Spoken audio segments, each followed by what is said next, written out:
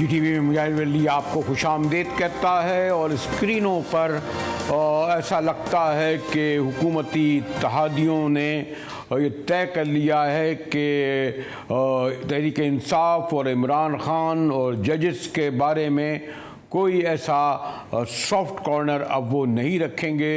एक तरफ पार्लियामेंट के अंदर गिरज चमक रहे हैं, दूसरी तरफ जो मौलाना फजल रहमान ने ऐलान किया था, इत्तेहादी जवान किया था, आज बड़ी तादाद में बल्कि रात से ही कारकुन ख़ास तौर पे जमीयत के इस्लामाबाद पहुंचना शुरू हुए।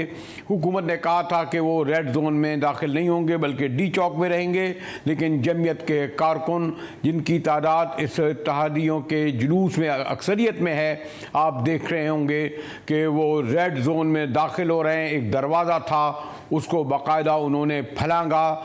दफ़ा 144 के बावजूद उन्हें रोकने की कोशिश नहीं की, बल्कि एक लिहाज से सहूलतकारी की।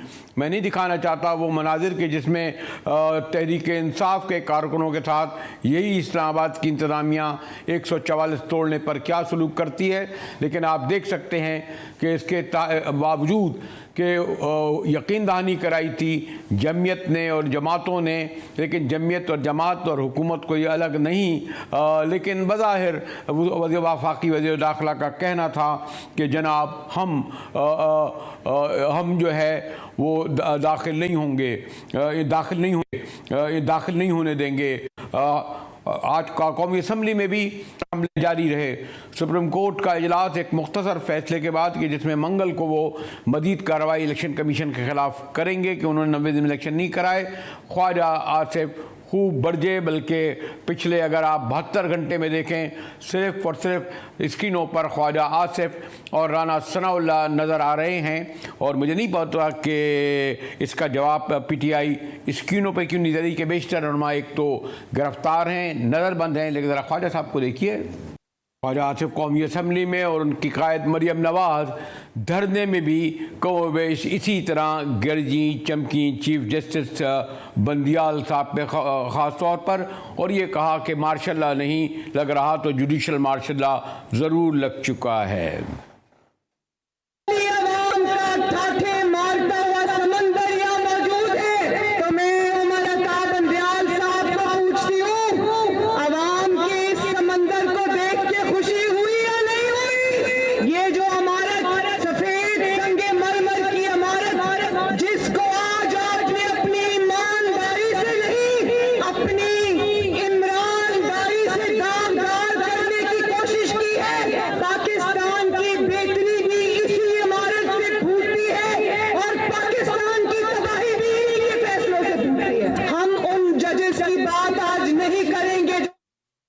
आज सारा दिन जो कुछ होता रहा उसको देखा फॉलो करते रहे हमारे सीनियर कॉरेस्पॉन्डेंट साले अब्बासी इस वक्त भी वहीं मौजूद हैं। जी साले, ये जो पहले तो ये कहा गया था कि हुकूमत की तरफ से कि ये धरना जो है डी चौक पर रुकेगा, लेकिन बहरहाल इस यकीन दहानी को यानी कि मौलाना ने यकीन दहानी कराई उसे कैसे मान लिया गया, और आज जो कहते हैं रेड जोन, नाम नहाद रेड जोन, उससे क्रॉस करते हुए इस वक्त मैं भी देख रहा हूँ जलसा जारी है, धरना जारी है। आप बताएंगे कि ये धरना कब तक जारी रहेगा और क्या इस वक्त सूरत हाल है? जी शुक्रिया मुजाहिद साहब। सबसे पहले गुज़श्ता रात भी हुकूमत ने कोशिश की थी कि सरबराह जो PDM मौलाना फजल रहमान हैं उनसे कहकर जो ये धरना है, एहतजाजी धरना या जलसा, इसको डी चौक शिफ्ट किया जाए, लेकिन मौलाना फजल रहमान ने इस पर उनसे जो है वो इजहार रजामंदी नहीं किया। जिसके बाद हमने देखा कि आज सुबह से ही जमीयत उलमा इस्लाम के जो कारकुनान थे और PDM की जमातों में जो शामिल दीगर कारकुनान हैं, वो जो सरीना चौक रेड जोन का एंट्रेंस पॉइंट है वहाँ से यहाँ दाखिल हुए। दरवाज़ा फलांग कर वहाँ अंसारुल इस्लाम के कारकुनान दूसरी तरफ गए, फिर दरवाज़ा खोला और उसके बाद जो पूरे कारकुनान थे PDM के वो आना शुरू हो गए शारे दस्तूर पर। इस वक्त मैं शारे दस्तूर पर सुप्रीम कोर्ट के बिल्कुल सामने मौजूद हूँ और मेरे अकब में आप PDM का जो एहतजाजी जलसा है इसका स्टेज भी आप देख सकते हैं। जलसा इख्तितामी मराहिल की तरफ गामजन है। मरियम नवाज साहिबा इस वक्त जो है वो जलसा से खिताब कर रही हैं। करंटली इस वक्त नमाज मगरिब का वक्फा किया गया है जलसा में, लेकिन मरियम नवाज का खिताब जारी था। इसके बाद मौलाना फजल रहमान जिनका जो है वो आखिरी खिताब होगा इस एहतजाजी जलसे से। साले आप ये बताइए कि अभी तक जो साले ये बताइए कि ये मौलाना और ने तो ये कहा था कि उनके हामी लोटा और चार्जर और तकिया और बिस्तर वगैरह लेकर आए, यानी उनका क़याम का इरादा भी है। तो क्या आपके ख्याल में जमीयत के कारकुन तो ज़रा मजबूत पक्के हैं, पीपल्स पार्टी, नून लीग, इनके कारकुन भी इसी साजो सामान के साथ आए हैं और आज रात सुप्रीम कोर्ट के सामने धरना जारी रहेगा?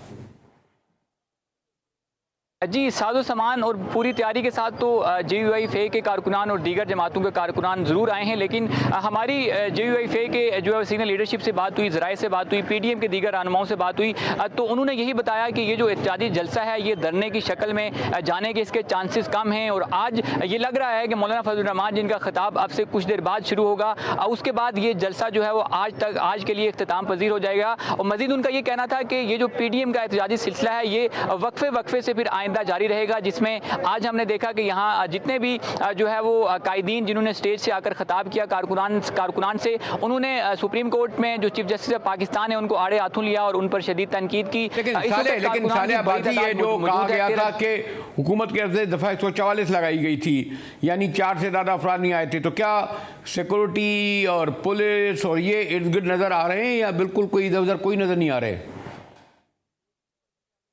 जी, इर्द गिर्द तो ज़रूर नज़र आ रहे हैं, लेकिन जो दफ़ा 144 की खिलाफ वर्जी है उस पर उनकी जानिब से कोई रोकथाम नहीं है। हमने देखा कि इससे कबल जब पाकिस्तान तहरीक इंसाफ का जलसा था तो दफ़ा 144 की खिलाफ वर्जी पर पुलिस भरपूर एक्शन में नज़र आई थी, लेकिन आज सुबह के औकात जब हमने विटनेस किया कि कारकुनान ने दरवाज़ा फलांग कर रेड जोन में जब दाखिल हुए, उस वक्त भी पुलिस उनके हमरा मौजूद थी। इस वक्त भी रेंजर्स, FC और पुलिस हमारे यहाँ अतराफ ज़रूर है, मगर एक्शन कोई नहीं लिया जा रहा है। बड़ी तादाद में कारकुनान यहाँ पर मौजूद हैं और रेड जोन की शायर दस्तूर पर इस वक्त पंडाल सजा है। यकीनी तौर पर दफ़ा 144 की खिलाफ वर्जी है, लेकिन इस पर अभी तक कोई एक्शन हमें पुलिस या लॉ एनफोर्समेंट एजेंसी की जानिब से होता हुआ दिखाई नहीं दिया। कारकुनान आज सुबह से ही बल्कि गुज़श्ता रात यहाँ पर कारकुनान पहुँचना शुरू हो गए थे और वो इस्लामाबाद के मुख्तलिफ इलाकों में इकट्ठे हो रहे थे और आज सुबह उन्होंने अपनी जो मंजिल है वो यहाँ पहुँचे, शायर दस्तूर सुप्रीम कोर्ट के सामने। इस वक्त भी बड़ी तादाद में कारकुनान है, धरना इस वक्त जारी है। मुझे तो ज़रा अक्सरियत जो है वो काले सफ़ेद झंडे यानी जमीयत उलमा इस्लाम के कारकुनों की ज़्यादा भारी तादाद में अक्सरियत नज़र आ रही है, ऐसा ही है साले? जी बिल्कुल ऐसा ही है। JUI-FA के जो कारकुनान हैं वो यहाँ सबसे ज़्यादा हैं, वही इस प्राइमरीली ये जो धरना है उसको लीड कर रहे हैं। अंसारुल इस्लाम के कारकुनान जो है वो सिक्योरिटी फ़राइज़ भी सर अंजाम दे रहे हैं अपने जलसे के। मेजॉरिटी जो है वो जमीयत उलमा इस्लाम के कारकुनान की है, लेकिन उनके साथ फिर दूसरा नंबर पाकिस्तान मुस्लिम लीग नवाज़ कहा जाता है, उनकी जो मकामी क़यादत है वो भी यहाँ पर मौजूद है। जो मुल्हिका इलाके हैं इस्लामाबाद से, वहाँ से मुस्लिम लीग नून के भी कारकुनान हमें यहाँ नज़र आए हैं। इसके अलावा पीपल्स पार्टी के भी कुछ यहाँ पर कारकुनान हमें नज़र आते हैं, ANP के भी नज़र आते हैं, दीगर जो ज़्यादा अक्सरियत जो है वो जमीयत उलमा इस्लाम की है। शुक्रिया साले अब्बासी हमें बता रहे थे कि धरना जारी है। बात नहीं है कि ये गैर मुअय्यना मुद्दत के लिए ये जो रेड जोन नाम नेहात है उसमें जो 144 के होते हुए बड़ी तादाद में यहाँ पर धरना जमीयत समेत इत्तेहादी जमातों ने दिया हुआ है। हमारे साथ अजहर सिद्दीक साहब हैं, सुप्रीम कोर्ट के सीनियर लॉयर। अजहर सिद्दीक साहब, आज जो है वो जो बहुत एक्सपेक्टेशन की जा रही थी ख़ासतौर पर सुप्रीम कोर्ट की जानिब से कि वो इलेक्शन कमीशन के हवाले से बात करेंगे, लेकिन वो 90 दिन गुजर गए हैं और शायद नोटिस भी दें, लेकिन उन्होंने एक 8 दिन और डेट बढ़ा दी। दूसरी तरफ आपने देखा होगा कि सुप्रीम कोर्ट के सामने धरना दिया जा रहा है और चीफ जस्टिस और उनको जिन अलक़ाब से, जिन अल्फाज से नवाजा जा रहा है उसके बारे में मैं कुछ नहीं कहूँगा। तो सूरत हाल तो बहुत गंभीर संगीन नज़र आ रही है ना अजहर सिद्दीक साहब? बहुत शुक्रिया मुजाहिद ब्रेवली साहब। राइट नाउ मैं इंग्लैंड में हूँ। सॉरी, आपकी आवाज़ मैं इंग्लैंड में हूँ अजहर साहब। जी अस्सलाम वालेकुम जी, मेरी आवाज़ आ रही है? जी अजहर साहब, जी अजहर साहब आवाज़ आ रही है मेरी? जी मेरी आवाज़ आ रही है? जी जी जी जी जी अजहर साहब। अच्छा जी, मैं राइट नाउ मैं यहाँ पाकिस्तान तो नहीं हूँ इस वक्त, मैं इंग्लिस्तान में हूँ और अभी एक छोटी सी मीटिंग से मैं उठ के आया हूँ और बड़ी शर्मिंदगी का बायस बना और लोग मजाक उड़ा रहे हैं पाकिस्तान का। यहाँ पाकिस्तानी के क्या पाकिस्तान के अंदर की कोई चीज नहीं है, आइन और कानून की कोई पासदार नहीं है।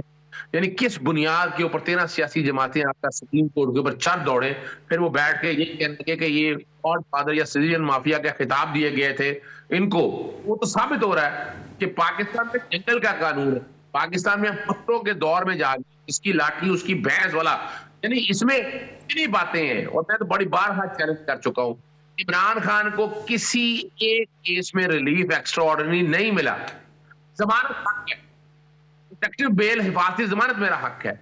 अभी तक इमरान खान की जमानत किसी अदालत से कन्फर्म नहीं हुई है। मैं फिर क्लियर कर दूं, कच्ची जमानतें, इंटरम जमानतें और कानून के मुताबिक है, कोई ऐसा नहीं।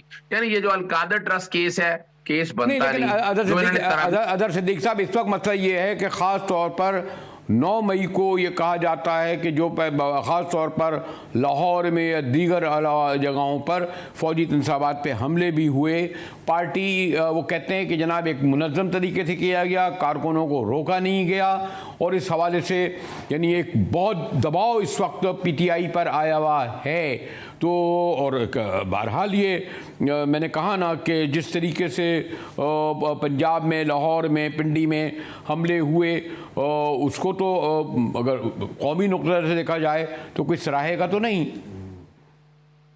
अच्छा बरेलवी साहब, देखिए कोई नहीं सराह रहा, इसलिए तकाजा की जा रहा है इसकी जुडिशियल इंक्वायरी कराई जाए।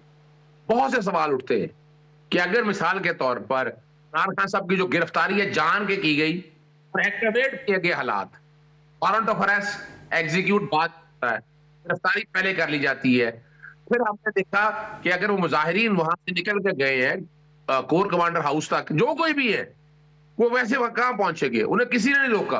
अगर को करना था किसी, यानी आप यूं लेते ना, चले फर्ज करें कि वहां तक पहुंच गए, आपने पुलिस वालों के खिलाफ कोई IG सस्पेंड कर दिया, कोई CCP आपने निकाल दिया, कोई चले एक SP कोई निकाल दिया हो आपने, जिसके खिलाफ एक्शन लिया हो कि भाई आपकी वजह से यहां तक हुआ है, पहले ये सोचना पड़ेगा। और इसी चीज के सामने रखते हुए कि जिसने ये शरपसंद नासिर हैं उनको कानून के मुताबिक सजा दी जाए। नहीं, अगर किसी ने ये हाथ में लिया है तो उसको कानून अपना रास्ता खुद लेगा। लेकिन अब उस बुनियाद बनाकर आपके सारा प्रोसेस आज इस मुल्क में मौजूदा हालात तक पहुंचाने में कसूर किसका? इन 13 सियासी जमातों का है। अगर ये मुल्क इलेक्शन की तरफ चला गया होता, यानी 7 अप्रैल वाले दिन ही जब आज खुद नोटिस लिया था, आज अगर पाकिस्तान तहरीक इंसाफ चाहती तो ये बात कर सकती थी कि आज खुद नोटिस लेके तहरीक अदम एतमाद खारिज कर दिया, मुल्क इलेक्शन की तरफ चला गया था, तो अगर वहां इलेक्शन क्या हालात देख रहे होते, ये नहीं देख रहे होते। और इस मुल्क की इकोनॉमी और ये पूरे एक साल के अंदर जो तजर्बात किए गए, ये सत्यानाश हो गया इस मुल्क का। नहीं, आपका ये कहना है कि ये जो कोर कमांडर समेत जो फौजी तंसीबात पर हमले हुए, इसमें तहरीक इंसाफ के कारकुनों, हामियों का कोई ताल्लुक नहीं। उन्होंने तो तस्वीर भी जारी की हैं, निशानदेही भी की है, गिरफ्तारियां भी बड़े पैमाने पर की गई हैं। अदर साहब देखिए, मैं ये बात कर ही नहीं रहा, मैं तो कह रहा हूं कि जिन्होंने किया उसको कानून के मुताबिक आप दें, आप रोका तो नहीं है। लेकिन क्या मुझे ये बताएं, एक पॉपुलर जमात पाकिस्तान तहरीक इंसाफ के जिसको इस वक्त इलेक्शन होते हैं और पॉपुलरिटी इतनी इलेक्शन वो जीत जाती है, उन्हें फायदा क्या होगा? सवाल है इसके बेनिफिशियरी कौन है? या लाजमी इसके बेनिफिशियरी आज 13 लोग हैं, ये 13 सियासी जमाती हैं जो आज सुप्रीम कोर्ट के सामने ताकत आजमा है, जो ताकत लिए बैठी है। यानी इनके बेनिफिशियरी तो देखे ना, आज 144 नाफज है, यानी पाकिस्तान तहरीक इंसाफ के खिलाफ एक गुजारा करते थे, दहशतगर्दी के पर्चे मिलते रहे हैं, 144 नफाज हर रोज लगी होती थी वहां पर। अदालतों में जाना है तब भी 144 थी। आखिर ये लोग फैसिलिटेट करके वहां तक पहुंचे ना, ये या बताए नहीं पहुंचे, ये वहां तक पहुंचे है ना वहां तक।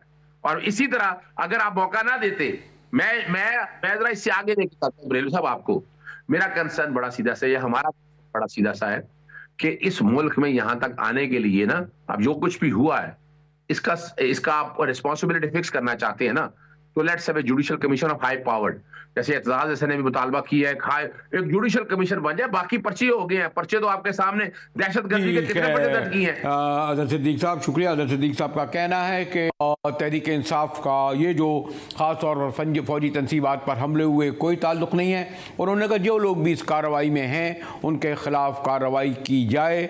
वो इसको एक साजिश से ताबीर कर रहे थे। हमारे साथ रहिएगा कि ब्रेक के बाद आएंगे तो बहरहाल इमरान खान साहब तहरीक इंसाफ के चेयरमैन की बेगम मरियम बीबी पहली बार अदालत में खुद अलकादिर केस के सिलसिले में हाजिर हुई, बुशरा बीबी हाजिर हुई। मिलते हैं एक ब्रेक के बाद।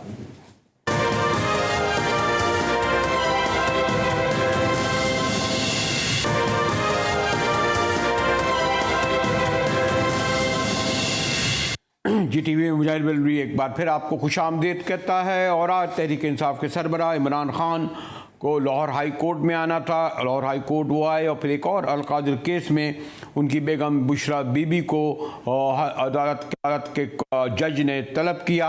और यूँ गालिबन नहीं बल्कि यकीन से कह सकता हूँ कि पहली बार, जी हाँ पहली बार, इमरान खान की बेगम बुशरा बीबी अपने मखसूस लिबास यानी जो बुर्का पहनती हैं, ब्लैक के पर्दे में होती हैं, उसी में वो सामने आईं। स्क्रीन दिखा सकती है कि क्योंकि चारों तरफ उनके कालों कोटों वाले, उनके हामी और इमरान खान गालिबन मैंने तो खैर पहली बार देखा कि अपनी बेगम के साथ वो नज़र आ रहे हैं हाई कोर्ट के जज में, कि जज साहब ने कहा था कि वो पहले के 2 बजे तक आएँ। कुछ ताख़ीर हुई, सिक्योरिटी का सबब बताया गया, लेकिन ना सिर्फ वो आईं और उनकी ज़मानत 23 मई तक अलकादिर केस में मंजूर कर दी गई। हमारे साथ ब्यूरो चीफ अरसलान भट्टी साहब मौजूद हैं। भट्टी साहब, गालिबन बुशरा बीबी पहली बार किसी अदालत में पेश हुई इमरान खान के साथ, ऐसा ही है भट्टी साहब?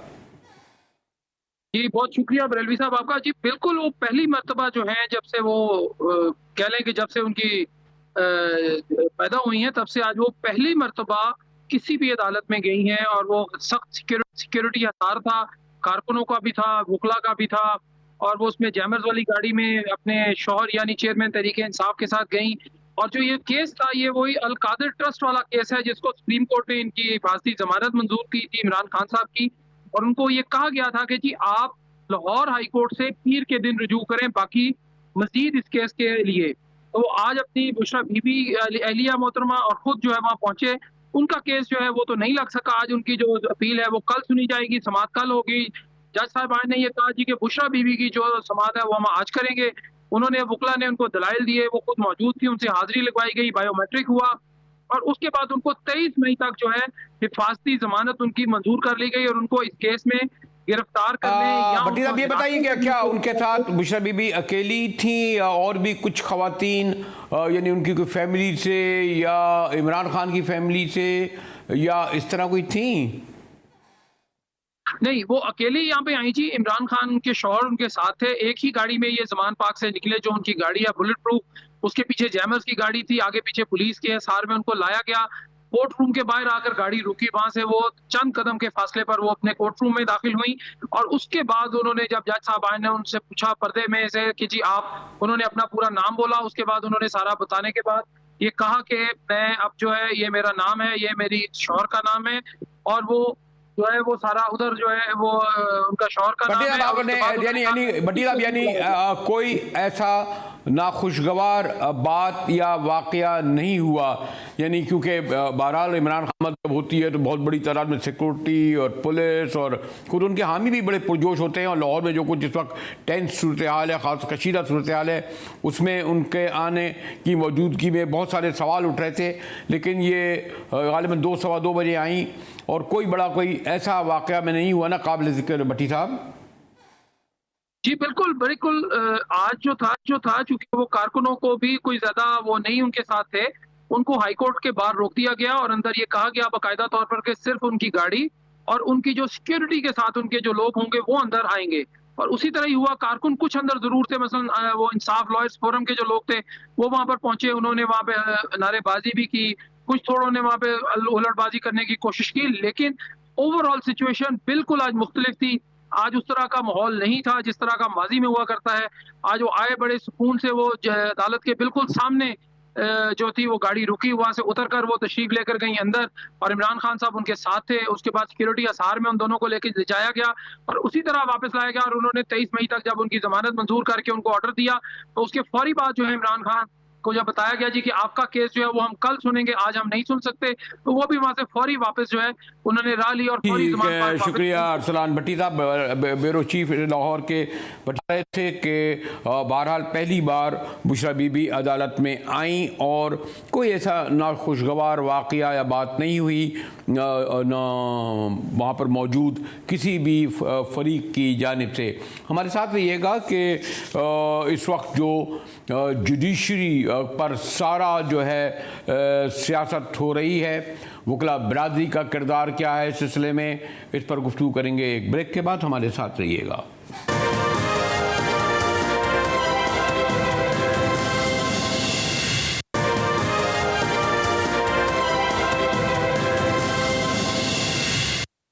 GTV मुजाहिद वली आपको खुशामदीद कहता है। उधर सारे मुल्क में इमरान खान की रिहाई के बाद लाहौर में जो फौजी तनसीबात पर हमले हुए या GHQ पे हुए, उस हवाले से तहरीक इंसाफ के कारकुनों की बड़े पैमाने पर गिरफ्तारी का सिलसिला जारी है। ख़ास तौर पर जो लाहौर में कोर कमांडर के दफ्तर पर हमला हुआ, उसमें उन कारकुनों को बाकायदा उनके इश्तहारात छापे जा रहे हैं, तस्वीर शाये की जा रही हैं, इनामात रखे जा रहे हैं कि जिन्होंने हमला किया। और एक अंदाजे के मुताबिक कोई 3700 कह रहे हैं, कोई 5000 कह रहे हैं।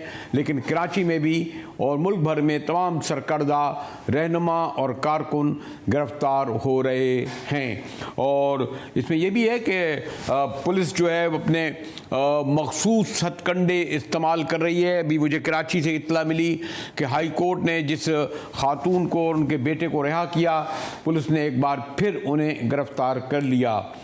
इधर हमारे वकला तहरीक में भी मैं देख रहा हूँ कि बड़ी तकसीम पाई जाती है। मैंने गुफ्तगू के लिए रहमत दी है लाहौर हाई कोर्ट बार की नायब सदर बाजवा को।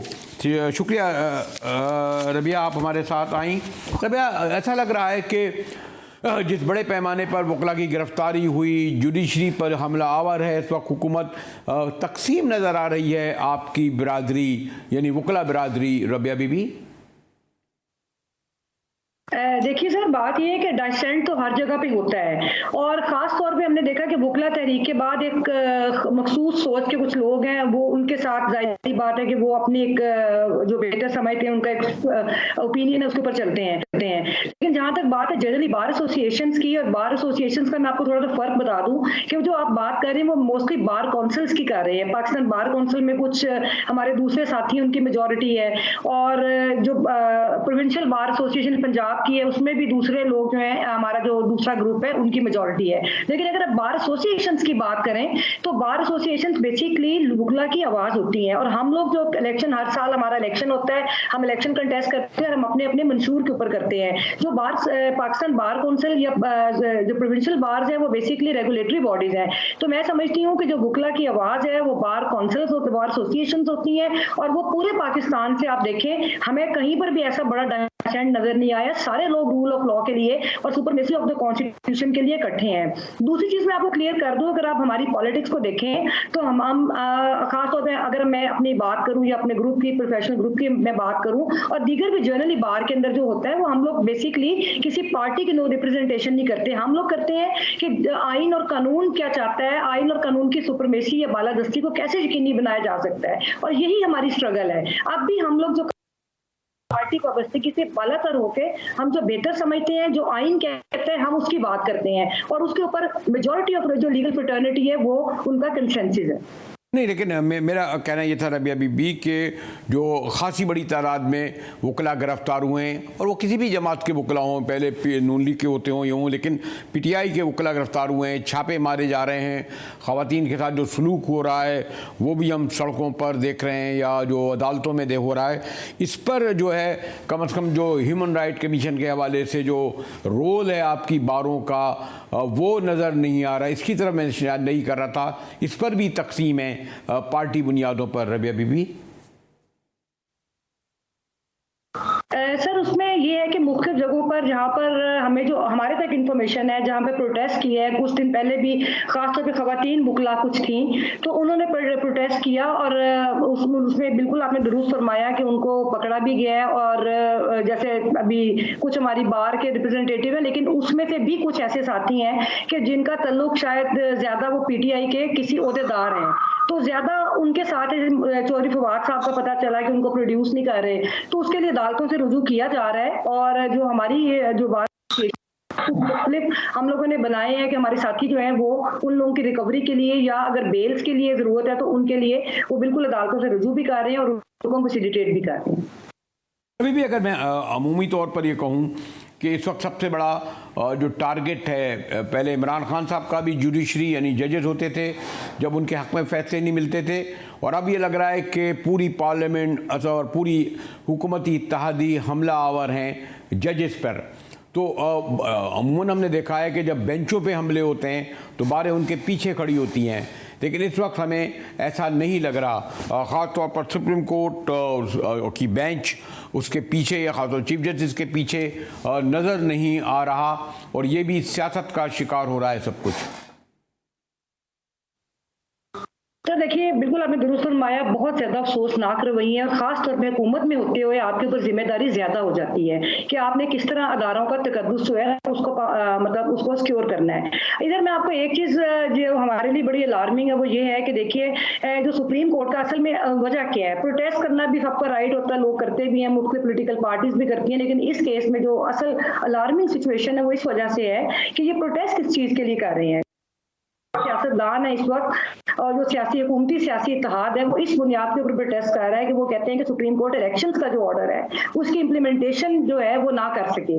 ये चीज़ बहुत अफसोसनाक है, क्योंकि इस तरह अगर हम देखें तो ये बराह रास्त आपके कॉन्स्टिट्यूशन के ऊपर हमला है, और हमला भी हुकूमत की तरफ से है। जो हुकूमत का फर्ज बनता है कि वो सुप्रीम कोर्ट का हुक्म माने, और जो भी सुप्रीम कोर्ट हुक्म देती है उसके ऊपर तनकीद का हक भी है। अगर आप समझते हैं कि ऑर्डर ठीक नहीं है तो ठीक है, आप उसके ऊपर जायज़ से तनकीद बनती है वो करें, और ये हम सब करते भी रहे हैं, लेकिन ये नहीं हो सकता कि आप उस ऑर्डर को तस्लीम ना करें या उस ऑर्डर के खिलाफ ऐलान जंग कर दें। तो ये पाकिस्तान के जो हालात हैं ये बहुत हम समझते हैं संगीन किस्म का एक क्राइसिस है, जो बल्कि माजी में मैं समझती हूँ कि हमने इस तरह का संगीन क्राइसिस नहीं देखा गया कि जब आप सीधे खड़े होकर सुप्रीम कोर्ट को ललकार रहे हैं। दूसरी बात ये है कि जो आप भी यकीनन मतलब खुद भी रहे एक स्ट्रगल में, और एक जमहूरी जद्दोजहद करने वाले लोग हैं पाकिस्तान के अंदर, वो इसलिए भी तशवीश में मुब्तला है कि हम हमेशा बात करते हैं कि एस्टैब्लिशमेंट की बहुत ज़्यादा वो इन्वॉल्वमेंट रही है मुख्तलिफ अदारों के अंदर, और जब भी जुडिशरी ने ऐसा फैसला दिया जो स्टेटस को के खिलाफ जाए, या जब भी ऐसा फैसला दिया जो आइन और कानून की वो अपहोल्ड करता है, तो हमने देखा कि किसी न किसी तरफ से अदालतों पर भी हमला होता रहा। और इस दफ़ा हम ये देख रहे हैं कि बल्कि मैं थोड़ा सा और आपको माजी में ले जाऊँ, बुकला तहरीक के बाद हमने महसूस किया कि एस्टैब्लिशमेंट को एक शिकस्त हुई थी, जो कि पाकिस्तान दुनिया की तारीख की पहली वर्किंग क्लास की जद्दोजहद थी जो कामयाब हुई, और एस्टैब्लिशमेंट को पीछे हटना पड़ा। अब वही एस्टैब्लिशमेंट जो है हम देख रहे हैं गुज़िश्ता कुछ सालों से कि वो खुद आने लड़ने की बजाय अपनी जो लड़ाई है इनडायरेक्ट तरीकों से कर रही है, और अब भी इस जो लड़ाई है उसमें भी हम यही महसूस कर रहे हैं कि इसके पीछे कुछ ऐसी कुव्वतें हैं जो मुल्क के अंदर जमहूरियत नहीं चाहती। तो इसलिए पाकिस्तान को बहुत संगीन क्राइसिस का सामना है, और हमारी ये ख्वाहिश है कि हम लोग पाकिस्तान की जो अवाम है और पाकिस्तान का जो आइन है वो इसमें कामयाबी से हम लोग निकलें और पाकिस्तान जो है तरक्की की तरफ जाए। शुक्रिया। Rabia Bajwa high court bar कह रही थी कि ये बहुत अफसोसनाक अमर है कि जुडिशरी को निशाना बनाया जा रहा है, सियासत की नज़र किया जा रहा है। इसी के साथ ही GTV से मुजाहिद बेली को इजाज़त दीजिए।